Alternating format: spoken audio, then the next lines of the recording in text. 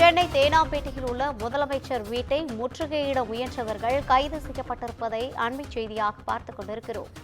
சென்னை தேனாம்பேட்டையில் முதலமைச்சர் வீட்டை முற்றுகையிட முயன்றவர்கள் கைது செய்யப்பட்டிருப்பதை அண்மை செய்தியாக பார்த்துக் கொண்டிருக்கிறோம். இதுகுறித்தான கூடுதல் விவரங்களை வழங்குவதற்காக நமது செய்தியாளர் சுப்பிரமணியன் இணைப்பில் இருக்கிறார். வணக்கம் சுப்பிரமணியன், முதலமைச்சர் வீட்டை முற்றுகையிடுவதற்கான காரணம் என்ன? அவர்கள் கைது செய்யப்பட்டிருப்பதாக தகவல் கிடைத்திருக்கிறது.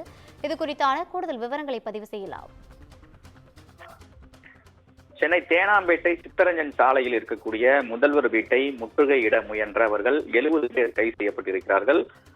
இன்று காலை அந்த 70 பேருமே முதல்வர் வீட்டை முற்றுகையிட்டு மனு கொடுப்பதற்காக வந்ததாக தெரிகிறது. அவர்களை தேனாம்பேட்டை போலீசார் கைது செய்து அருகில் இருக்கக்கூடிய சமுதாய நலக்கூடத்தில் தங்க வைத்திருக்கிறார்கள்.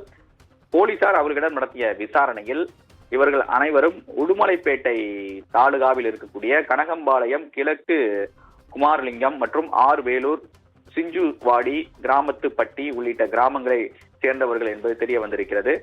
1984ஆம் ஆண்டு தமிழக அரசால் வழங்கப்பட்ட சுமார் 2 ஏக்கர் நிலத்தை அதே பகுதியை சேர்ந்த ஸ்ரீதர் மற்றும் பாலசுப்ரமணியன் ஆகியோர் ஆக்கிரமிப்பு செய்து வைத்திருப்பதாக இவர்கள் குற்றம் சாட்டியிருக்கிறார்கள். இது தொடர்பாக பல்வேறு அதிகாரிகளிடம் மனு கொடுத்தும் எந்த நடவடிக்கையும் எடுக்காத பட்சத்தில் முதல்வர் வீட்டை முற்றுகையிட்டு மனு கொடுப்பதற்காக இவர்கள் வந்திருக்கிறார்கள். வடிவேலு என்பவருடைய தலைமையில் வந்த 70 பேரையும் தேனாம்பேட்டை போலீசார் தற்போது கைது செய்து சமுதாய நலக்கூடத்தில் தங்க வைத்திருக்கிறார்கள்.